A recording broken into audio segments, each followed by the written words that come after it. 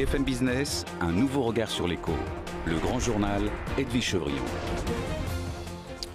Retour dans le grand journal avec Thierry Breton, donc ancien ministre de l'économie, maintenant on va dire président d'Atos, parce que quand même Atos a présenté ses résultats aujourd'hui avec une croissance légère de votre chiffre d'affaires, plutôt de bons résultats. Ce qui a retenu l'attention, on peut dire, c'est l'annonce de cette scission de tout ce qui est l'activité paiement. Pourquoi? Qu'est-ce que ça représente? Quel est l'enjeu stratégique? D'abord, les résultats effectivement ont été, je crois, très solides dans une année difficile, puisqu'on augmente très sensiblement notre marge opérationnelle, de plus de 20% notre résultat net. On est en croissance, ce qui est important dans un marché qui est difficile. Et puis surtout, on n'a plus de dette, on n'a pas de dette dans notre entreprise et on a une très bonne situation de cash flow. Donc tout ça, effectivement...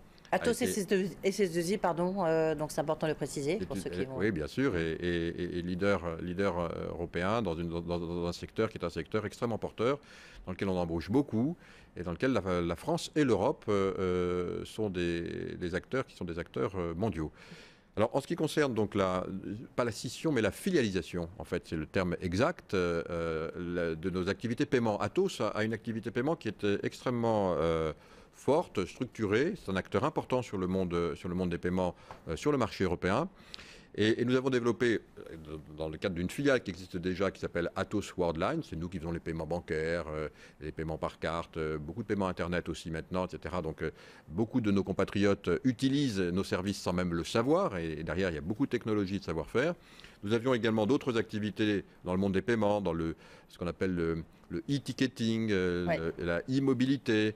Et donc on a décidé de tous les remettre dans notre filiale Atos Worldline. Et c'est précisément cette filialisation que nous voulons réaliser. Alors pourquoi Pourquoi c'est mis en bourse ensuite? Je vais le dire parce que c'est très important. Ça représente aujourd'hui à peu près 1,1 milliard, un peu plus d'1,1 milliard donc de chiffre d'affaires. Sur un chiffre d'affaires qui est de 8 milliards, 849 milliards, grosso modo, oui. Donc c'est en gros, vous voyez, un neuvième de notre chiffre d'affaires. Mais c'est un secteur qui est en forte croissance, on croit à plus de 5% par an, avec une marge opérationnelle qui est supérieure à 15%. Donc c'est un secteur qui est très porteur. Et nous sommes aujourd'hui, la régulation va changer avec la régulation dite CEPA qui va changer à partir de 2014 pour les paiements précisément bancaires et électroniques sur l'ensemble du territoire européen. Donc on va rentrer dans une phase de consolidation, d'opportunité. Et nous, ce qu'on a voulu, c'est donner à notre filiale la souplesse nécessaire. Alors, on n'est absolument pas... Bien sûr, on veut garder, bien entendu, le contrôle de cette filiale, mais on n'est absolument pas idéologue. Ça veut dire que si les marchés le permettent, vous pourriez introduire en bourse cette... Mais pas pour le plaisir de le faire, parce qu'on aura des opportunités, parce qu'on va pouvoir faire des partenariats de façon peut-être un peu plus structurée, parce qu'on pourra faire des joint ventures de façon plus intelligente ou habile, parce qu'on pourra peut-être faire des acquisitions en les payant par titre, et dans ce cas-là, effectivement, il faudrait qu'on se cote. Donc on est ouvert à tout, on se met en mobilité aujourd'hui, parce que nous pensons que 2013-2014, sur le secteur des paiements, on est aujourd'hui l'un des plus gros acteurs, si ce n'est le plus gros acteur en Europe dans le monde des paiements électroniques. Donc on se dit qu'il va y avoir des opportunités à saisir, il va y avoir de la consolidation, et on veut être l'un de ces acteurs-là. Mon ambition, c'est de faire de notre groupe, Atos, le leader en Europe. On l'est maintenant... Tout ce qui est paiement. On l'est déjà sur les marchés informatiques traditionnels, avec le cloud, avec l'ensemble de toutes ces technologies nouvelles. On est aujourd'hui dans le monde des paiements un acteur très important, le numéro 1 ou le numéro 2, on se dit qu'il y a pour nous la possibilité de devenir de façon très claire le numéro 1. Je vais nous donner les moyens de le faire et puis on va essayer d'avancer.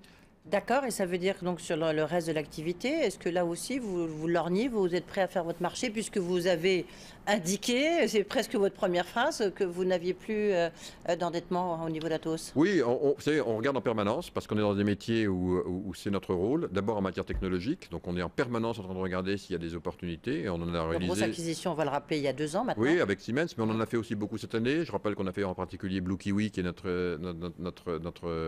acquisition qui est à 100%, qui est notre réseau social d'entreprise interne. On en a fait 7 ou 8. L'année prochaine, on va en refaire encore. D'un point de vue technologique, c'est un peu notre rôle, mais aussi sur les géographies, on regarde en permanence. Mais bien entendu, on le fait si ça a du sens. On est extrêmement prudent. Vous connaissez mon aversion à la dette, Edwige Chevrillon, elle ne date pas d'aujourd'hui, puisqu'on le rappelait implicitement tout à l'heure. Donc on est extrêmement prudent, mais on regarde en permanence, c'est notre rôle. Et on a effectivement la capacité aujourd'hui d'agir, parce que l'entreprise lorsque je l'avais rejoint il y a 4 ans, il y avait 50 000 salariés, on est maintenant près de 80 000. On faisait 5 milliards de chiffre d'affaires, on en fait 9 milliards. On embauche cette année plus de 10 000 personnes, plus de 10 000 ingénieurs. Donc on est dans un secteur qui est très dynamique. Combien en France? C'est toujours la question que je posais aussi à Jacques Aschenbroich. Entre 1000 et 1500 à peu près, dans ces eaux-là. Voilà, on va voir en fonction. Hein. Donc c'est pas du tout négligeable. Et donc on est très, très, très mobile. On a retrouvé la flexibilité et la liberté d'agir. En même temps, lorsqu'on regarde les autres SS2I françaises, on est plutôt bon. Là, on peut se dire un bon cocorico. Et on pourrait presque être tenté de dire pourquoi vous ne vous grippez pas pour avoir un leader mondial, ou au contraire, ça serait plutôt contre-productif. On a des très bons concurrents. Et si on prend du reste les 3 premiers mondiaux dans nos métiers, disons purs, hein, c'est curieux du reste parce que les 3 premiers mondiaux sont dirigés par 3 Français, puisque Accenture est dirigé par M. Nanterme, qui est un Français. Évidemment, il y a Capgemini avec Paul Armelin et moi-même chez Atos.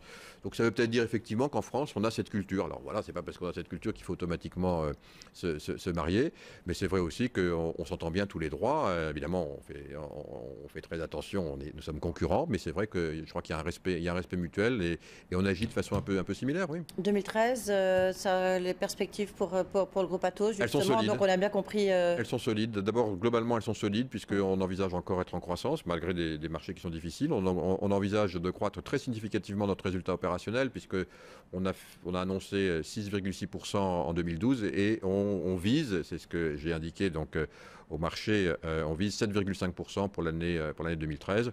Une augmentation très significative de notre free cash flow également et une augmentation également très significative de notre résultat net par action. Donc ça veut dire comme quoi on peut être français, entreprise française et que ça marche. Hein. Pour terminer la semaine, c'est une bonne nouvelle, Thierry Breton. Mais il n'y a pas de hasard. Oui. Il y a une équipe formidable et j'ai vraiment une équipe formidable. Donc il n'y a pas de hasard, ça ne tombe pas du ciel, qui travaille beaucoup, vous savez. Donc, et je suis toujours très impressionné de voir que les Français, dans toutes les entreprises que j'ai dirigées, travaillent beaucoup, énormément et avec beaucoup de passion pour leur entreprise. Et la prochaine entreprise que vous allez diriger, ça sera quoi, Thierry Breton? Je crois que ça va être Atos. Merci beaucoup d'avoir été avec nous. Donc Thierry Breton, le président d'Atos, vous l'avez compris, ancien ministre de l'économie et des finances.